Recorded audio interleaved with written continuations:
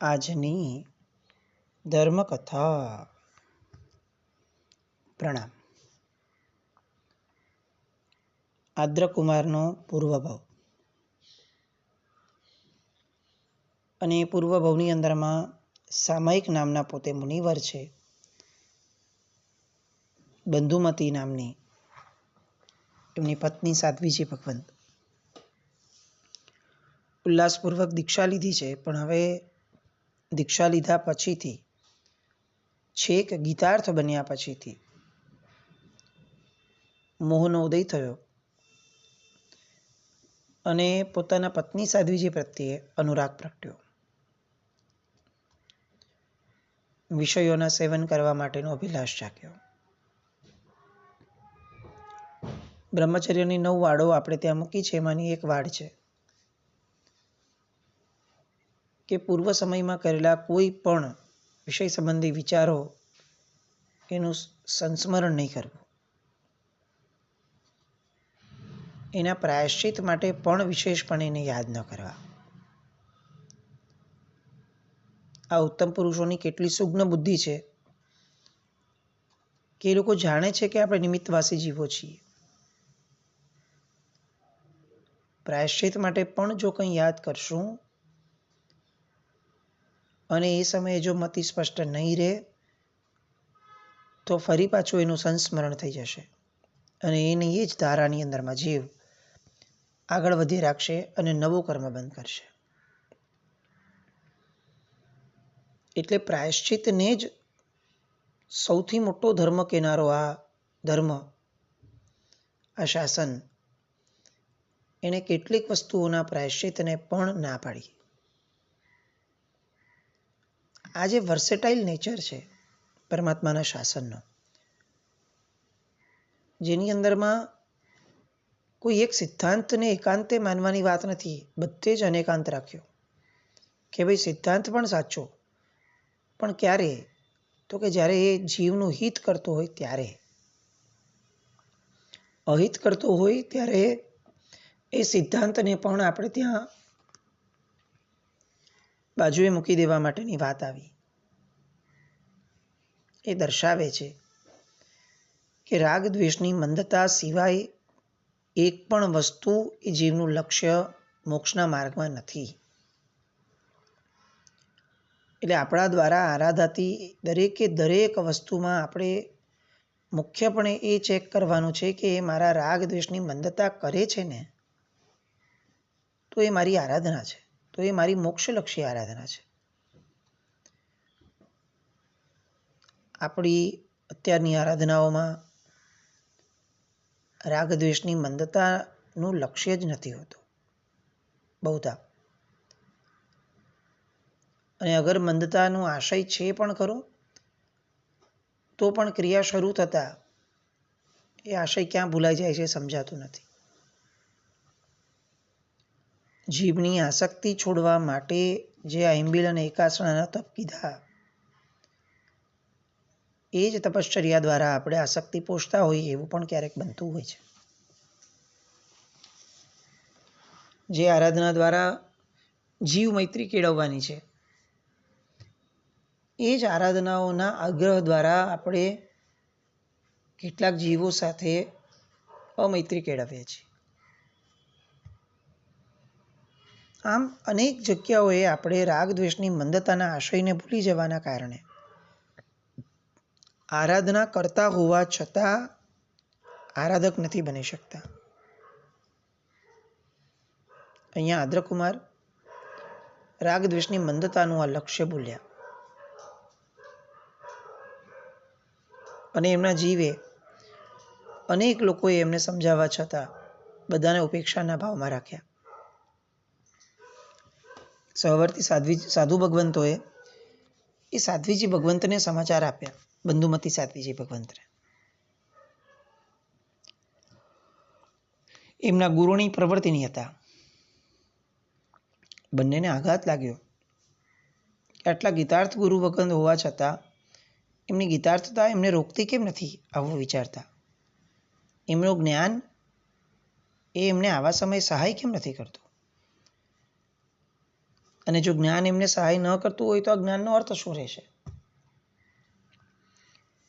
એટલે પ્રવૃત્તિની ગુરુની જે છે એ સામાયિક મુનિ પાસે પહોંચ્યા. વડીલ છે પોતે, સાધ્વીજી ભગવાન છે, અને તેમ છતાં બહુ નમ્રતાપૂર્વક એમની પાસે જઈને એમને સમજાવે છે. ગીતાર્થોપ્યેશ મર્યાદામ લંઘેત યદિ કા ગતિ. ગીતાર્થ થઈને તમે વ્રતનો ભંગ કરશો તો તમારી કેવી ભયાનક દુર્ગતિ થશે એ તો વિચારો. જેમ જેમ માણસની કક્ષા વધતી જાય તેમ તેમ એના દ્વારા આચરાતા પાપનું ફળ એ થોડું વિશેષ બનતું જાય. સામાન્ય નિયમ છે આ. કોઈ પિયુન કરપ્શન કરે અને ઓફિસર કરપ્શન કરે એ બેની પનિશમેન્ટમાં ફરક રહેવાનો જ. આ તો વ્યવહાર છે, લૌકિક વ્યવહાર. તો નિસર્ગનું મહાશાસન એ તો આ વ્યવહારને ચોક્કસપણે પાડશે.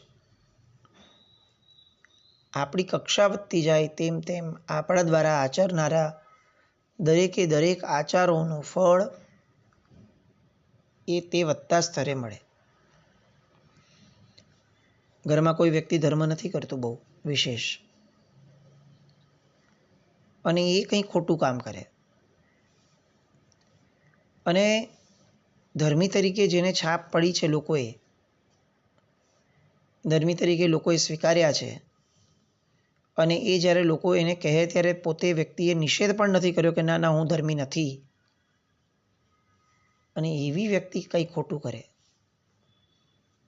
તો એનું ફળ વિશેષપણે નબળું મળે, એકનું એક કાર્ય હોવા છતાં.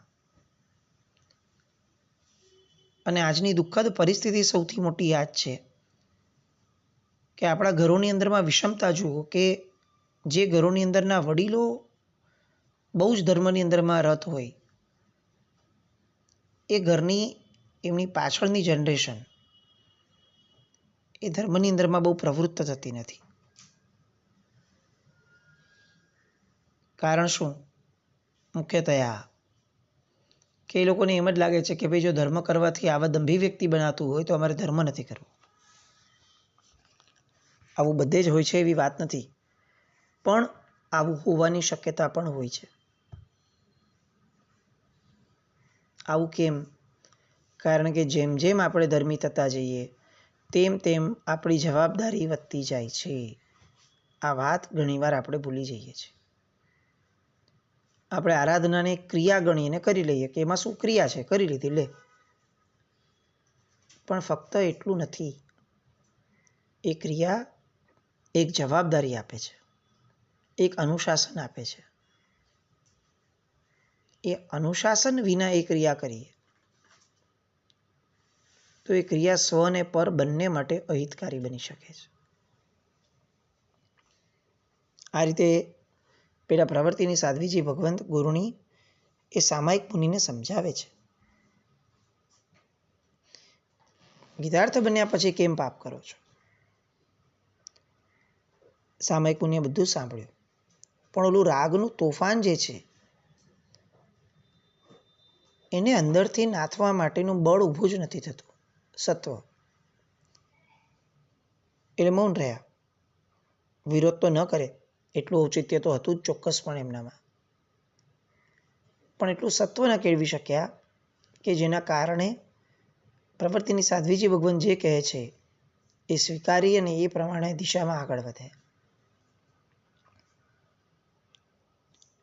સાધ્વીજી ભગવાન તો એ જોયું કે આપણા કહેવાની બહુ અસર નથી દેખાતી, એટલે તાત્કાલિક નિર્ણય લીધો તે પ્રવૃત્તિની સાધ્વીજી ભગવંતે, અને સપરિવાર ત્યાંથી વિહાર કરી દીધો. ત્યારે તો એવા ટૂલ્સ હતા નહીં કે આ મહાત્મા ક્યાં ગયા છે એની જાણ લોકોને બધાને થઈ શકે. એટલે સાધ્વીજી ભગવાન તો ત્યાં ગયા, ક્યાં ગયા એ ખ્યાલ જ ના આવ્યો. એમાં એ સાધ્વીજી બંધુમતીજી એમને પોતાના પતિ મુનિનું આવું પતન એ અત્યંત આઘાતજનક લાગ્યું હતું. વૈરાગ્ય તો હતો જ, ઉત્કટ વૈરાગ્ય થયો. સંસારનું સ્વરૂપ અતિ ભયાનક લાગવા લાગ્યું. પેલા તો કર્મજન્ય સંસાર હતો, એમાં વૈરાગ્ય થયો હતો. હવે તો ધર્મથી પ્રેરિત એવું જે જગત સંસાર છે, એવું જે જગત ઊભું થયું હતું, એ જગતમાં પણ એ જ આવો વિચિત્ર સંસાર વર્તાયો. અને એમણે પોતાના ગુરુની પ્રવૃત્તિની સાધ્વીજી ભગતને વિનંતી કરી કે સાહેબ, મને મારા વ્રત પાલન માટેનો કોઈ ભય નથી, એની માટે મારો આત્મા તો મક્કમ છે, પણ મારા નિમિત્તે આ ગીતાર્થ મુનિવર સામાયિક એ વ્રતોના વહનમાં શિથિલ થઈ ગયા છે. એ વાતને હું થોડું પણ જતું નથી કરી શકતી. મારા મનમાંથી એ વાત જતી જ નથી. ભલે આમાં મારું કોઈ કારણ નથી, મેં કોઈ એમને નિમિત્ત નથી આપ્યું, પણ મારું અસ્તિત્વ, મારું હોવું એ પણ જો એમના માટે નિમિત્ત બની રહ્યું હોય, તો મારું મન મને અત્યારે એવી પ્રેરણા કરી રહ્યું છે કે મારે મારા અસ્તિત્વને ટૂંકાવવું જોઈએ. મને આપ અનશન કરવાની આજ્ઞા આપો. મારા કારણે એમના વ્રત પાલનનો ભંગ થાય છે. કાલે ઉઠીને કદાચ ક્યાંય પણ મળી જાય અને હું છું એટલા માત્રથી મને જોઈને, ભલે કદાચ આચારથી કંઈ નહીં કરે, વિચારથી પણ એ સતત એના એ દુર્ધ્યાનમાં રહ્યા કરશે, એના કરતાં આપ મને અણશન સ્વીકારવાની અનુજ્ઞા આપો. પ્રવૃત્તિની સાધ્વીજી ભગત પૂછે છે, તમારી વાત, તમારો આશય બહુ સુંદર છે, પણ અણસણ એ જેટલું સહજપણે સ્વીકારી શકાય છે, એટલું સહજપણે પાડી નથી શકાતું. જેમ જેમ મૃત્યુ નજીક આવશે, તેમ તેમ સત્વ પરાકાષ્ઠાનું ઊભું કરવું પડશે, નહીં તો એ સમયે મન વિચલિત થશે તો ફક્ત અણસણ મિથ્યા થશે કે નિષ્ફળ જશે એવું નહીં, જીવન આખાની તમામ આરાધનાઓ નિષ્ફળ થઈ જશે. કારણ કે અંત સમયની આરાધનાઓ, અંત સમયની વિચારણાઓ ઉપર જ આવતા ભવનો, એ આખું ને આખું એની ડિપેન્ડન્સી એ આવતા ભવની એના ઉપર છે. આપની ભાવનાને હું માન આપું છું, પણ હું અણસણ સ્વીકારવા માટે આપને પ્રશ્ન કરું છું. પેલા પોતાના દેહને, પોતાના મનને આ બધી વસ્તુઓથી નિયંત્રિત કરી લો, પછી અણસણ સ્વીકારજો. અને પેલા સાધ્વીજી ભગત કહે છે કે સાહેબ, મને મૃત્યુનો ડર જ નથી, મને વ્રત ભંગ થઈ જવાનો ડર છે. મનથી પણ નબળો વિચાર એમનો આવો, એ એમનું વ્રતભંગ તો છે જ ને, અને એ વ્રતભંગનું નિમિત્ત હું બનું છું. બસ આ એક માત્ર વિચારના આધારે મારા દેહની પીડા એ મારી માટે સહ્ય બનશે. મારો દેહ આમ પણ આ જગતની અંદરમાં જો કોઈના કર્મનું નિમિત્ત બનતું હોય તો એ શું કામનો છે? અને આવો કર્મજન્ય, કર્મનું નિમિત્ત બનતો દેહ એ પીડા પામતો હોય, એવા સમયે પરમાત્માનું શાસન મારી વારે આવશે જ, અને હું એના આધારે આ અણસણ વ્રતને બહુ પ્રામાણિકતાપૂર્વક પાડીશ, આવી કટિબદ્ધતા દર્શાવે છે. પ્રવૃત્તિની ગુરુની ભગવંત એમના શબ્દો દ્વારા એમનું અંતર્મન એ પારખે છે, એમના સત્વની ધારા સમજાય છે અને એમને અનુજ્ઞા આપે છે. બંધુમતી સાધ્વીજી ભગવંત એ અણસણ સ્વીકારે છે.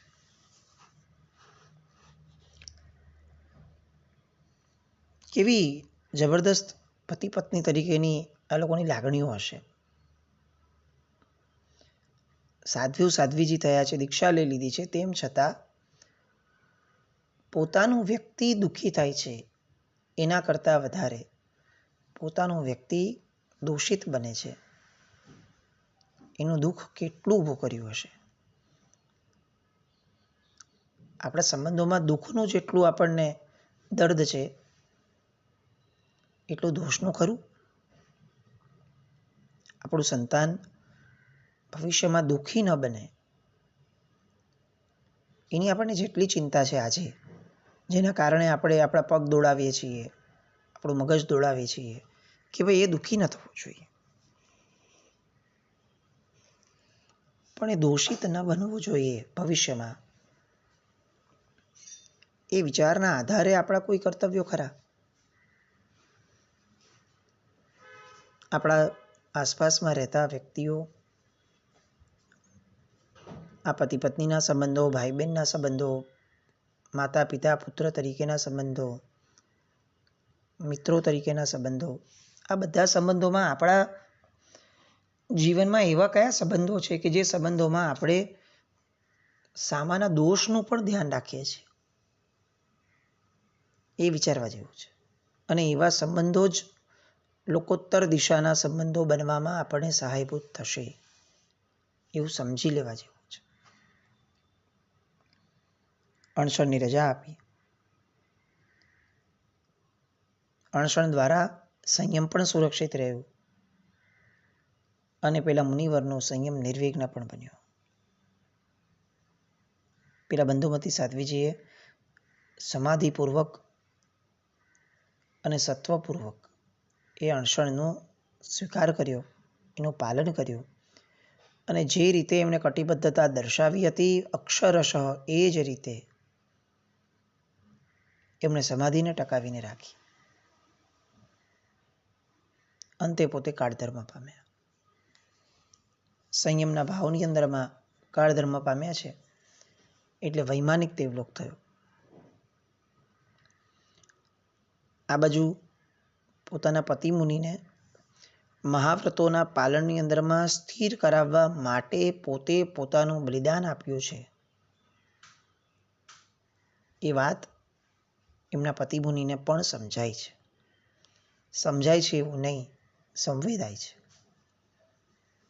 આ બહુ મહત્વનું હોય છે. આપણને કેટલીક વસ્તુઓ સમજાય છે પણ સંવેદાતી નથી.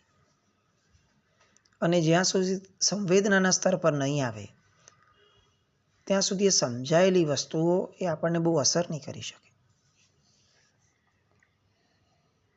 સામાયિક મુનિને સંવેદાય આ વાત, અને એના કારણે પેલા પ્રવર્તિની સાધ્વીજી ભગવાન સમજાવવા આવેલા, સહવર્તી મુનિવરો સમજાવવા આવેલા, અનેક લોકોએ સમજાવ્યું હોવા છતાં જે વાત ગળે નથી ઉતરી એ વાત હવે એકદમ સોંસરવી એમને લાગી ગઈ. મારા દોષના કારણે બંધુમતી સાધ્વીજીએ અણસણ સ્વીકારવું પડ્યું. આ વાત એમને ખૂંચી ગઈ. ફરી એકવાર આ જોવાની વાત છે કે સંબંધ કેવો પવિત્ર હશે. એક વ્યક્તિ અણસણ સ્વીકારે છે અને બીજું વ્યક્તિ એમના અણસણના કારણે અનેક લોકો દ્વારા સમજાવવાનું થયું હોવા છતાં જે વસ્તુ વિચારણામાં નથી આવી એ વિચારણાને પામે છે. એમને પણ આઘાત લાગે છે. અને જે રાગ મોહનીયનો ઉદય હતો હવે પોતે એ ઉદયને નાથી લે છે. જીવનમાં આપણે પણ આ કેળવવા જેવું છે. કર્મનો ઉદય થાય એ કંઈ બહુ મોટી વસ્તુ નથી. ઉદય તો આવે અને ઉદયના આધારે કદાચ આપણું વર્તન, આપણા વિચારો બગડે એ પણ સમજી શકાય એવું છે. પણ પછીથી એ વર્તનમાંથી પાછા ફરવું, એ વિચારોને વાળી દેવા, નિમિત્ત મળતા જ ફરી પાછા પવિત્ર થઈ જવું, એ આપણું કર્તવ્ય છે અને એ ધર્મ છે. નબળો વિચાર જ નહીં આવે એ કક્ષાએ આપણે નહીં પહોંચી શકીએ અત્યારે, પણ નબળો વિચાર ટકવા નહીં દઈએ એ કક્ષાએ પણ જો આપણે જીવનમાં પહોંચી શક્યા તો પણ એ વિન વિનની સિચ્યુએશન છે આપણી માટે. રાગ મોહનીયના ઉદયને શાંત કર્યો. પોતાના માનસિક પતન બદલ અત્યંત પશ્ચાતાપ એમણે અનુભવ્યો. એમની ગીતાર્થ બુદ્ધિ તો હતી જ, એ જાગૃત થઈ ફરી પાછી, જ્ઞાન ફરી પાછું કામમાં આવ્યું. ભણેલા એ અધ્યયનો એ ફરી પાછા એમને કામમાં આવ્યા અને એમણે નક્કી કર્યું કે મારે પાપ શુદ્ધિ કરવી છે અને પોતાના આત્માની શુદ્ધિ માટે આગમોની અંદરમાં જે રીતે આ અતિચારો કહ્યા હતા એના પ્રાયશ્ચિત માટેના એ બધા આચારોના પાલનની શરૂઆત કરી. પોતે પણ ગુરુની આજ્ઞા મેળવી અને અનશન સ્વીકારવાનો ભાવ ઊભો કર્યો. આ બંનેનું અનશન થયું. પછીથી શું થયું? આ બંને ફરીથી મળે છે અને મળે તો પાછા કઈ રીતે મળે છે? આ પરિણામો ક્યાંથી ક્યાં લઈને આવે છે? એ બધા પૂર્વાપર સંબંધો, એ સંબંધોની વાતો એ સમજવા ફરી આવતીકાલે મળશું. જીનાક નવરત કંઈ પણ બોલાય તો મિચ્છામિ દુક્કડમ. જૈનમ જયતિ શાસન.